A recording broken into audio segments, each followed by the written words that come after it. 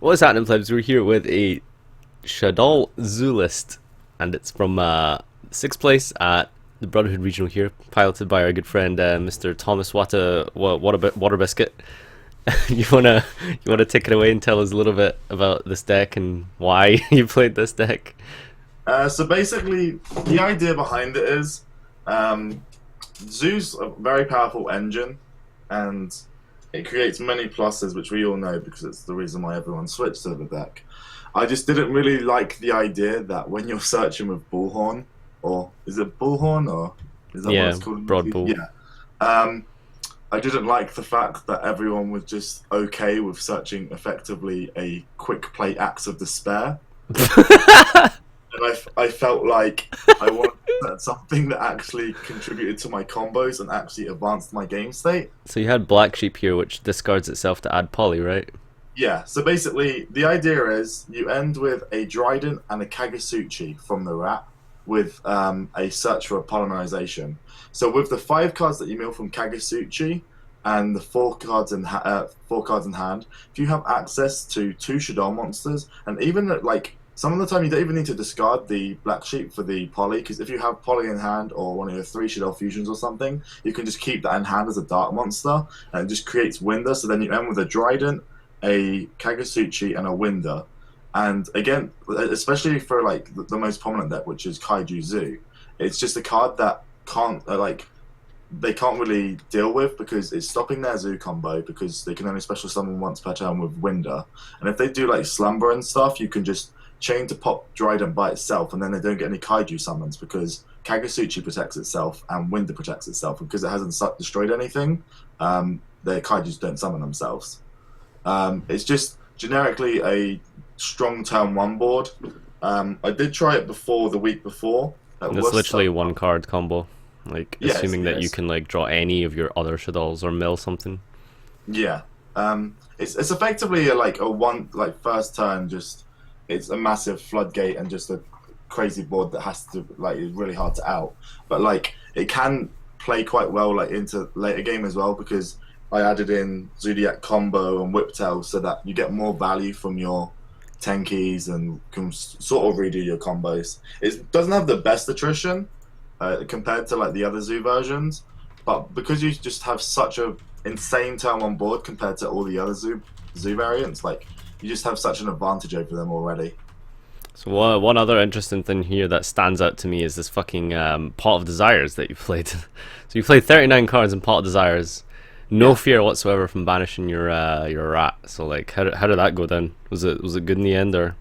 Yeah, no, it's fine. You just don't play Pot of Desires before you rat combo. Like it's pretty self-explanatory. You have an 87% chance of opening into rat. So Do you if not you, if think you it's like counterintuitive though if you go second and they stop your rat combo in any shape or form, and you've also got pot in hand, you essentially can't activate that pot. um the way that I see it is in those in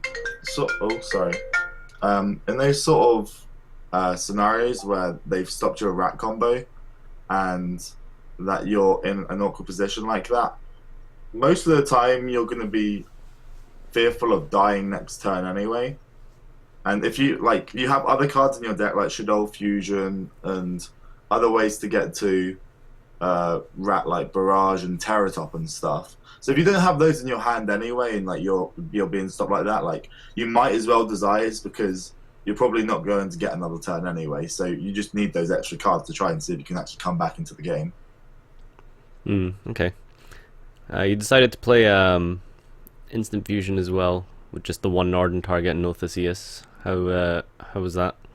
I guess yeah, you can also use it as fodder for fusion, right? So you can bring out window with it and then just poly it if needed. Yeah, to get Shaddoll Fusion back. Alright, no Theseus then, no.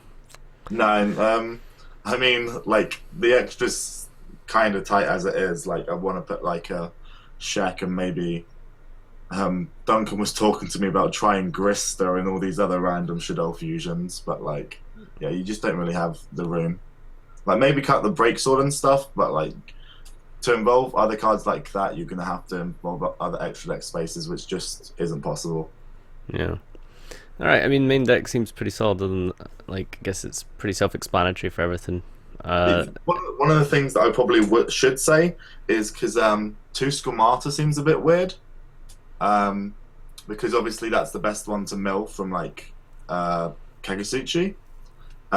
One of the reasons I wanted to do that is because I feel like Beast's actually kind of an important one for the attrition game for later on, and I feel like that has to be a multiple of two, and the same with Falco in that sense. And I felt like anything over 8 Shaddoll monsters was a bit too much. Mm, Like even if it was 9, I feel like more of the time you're just gonna be drawing into more Shaddoll monsters, which sort of can make like the Shaddoll monsters, like although they help your engine and stuff, by themselves they obviously suck. And I felt like if I go above 8, that's just more cards that are gonna make awkwardish hands. yeah. All right. I mean, I guess that sort of explains everything. Now onto the side deck, you played. Well, first thing that stands out is you didn't main barrier. So, why? Um, so I have a very weird look on barrier, but basically the idea I have behind it is there are just going to be a lot of scenarios where it's better for your opponent than it is for you. Um, it's a very weird outlook on it, and basically is I have the same perception on it as emptiness that I would rather my opponent not play it than me play it. I'd rather them have less outs. So it's literally just in the side deck for the entire time for just to ask my opponents to side it out. Like I'm not really the biggest fan of um, barrier to personally, but yeah, it was just there to get my opponents to side it out.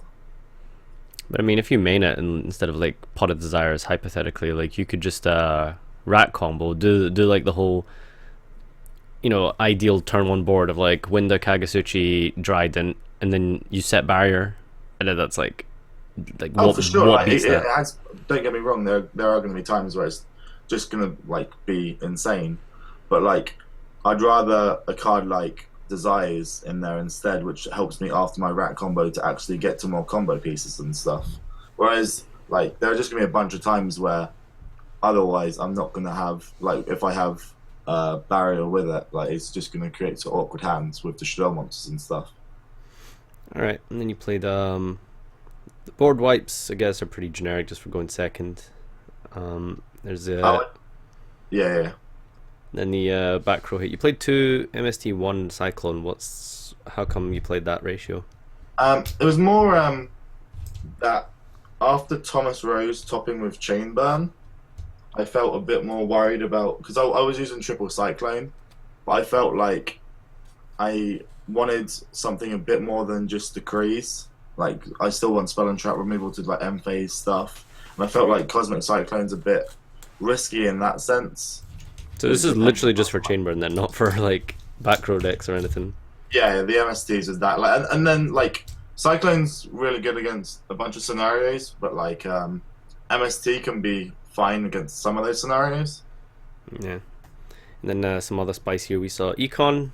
Jeff Jones played this, I believe, in the event as well. But of course, Beaky was the first one. What? How did this I turn mean, out for you? I'm not saying it was the first one, but I've been using it for like the last two. Like, I've been thinking about it for the last 2 weeks, which is kind of annoying that I got shown that. I wanted to try and keep it a secret for Prague, but Yeah. whatever, I guess. How'd it go? It was insane. Like the card just puts in work and just wins you games by itself. Like the fact that like going first can have you such an edge, and then just when you resolve that econ against them when they've tried to stop your turn, it just completely shifts the momentum of the game. Because as I said previously, like when you face a lot of other Metal Foe variants, no Metal Foe, no sorry Zoo variants, their boards on the boards they end with at the end of their turn aren't ideally super impressive, but the fact that you can then continue to combo off, taking a threat away from them and continue to combo and then do your combos to break their board and stuff can just be game winning by itself. Except for when you face like Metal Foe variants that draw like Maxi off of that rank 8 guy, that's pretty good. So yeah, I guess that's the whole deck. Would you make any changes? um, no, I feel like the way that it was probably the best way for me. Okay. Obviously, it doesn't become as good with the Eidolon cards coming out. That's just a better fusion deck, to be honest. But yeah, So you don't think you'll play this again? No, I feel like Eidolon's just a better deck. Okay. All right. That's been Mr. Beaky's profile here. So thanks everyone for watching, and this has been Shaddoll Zone 2017.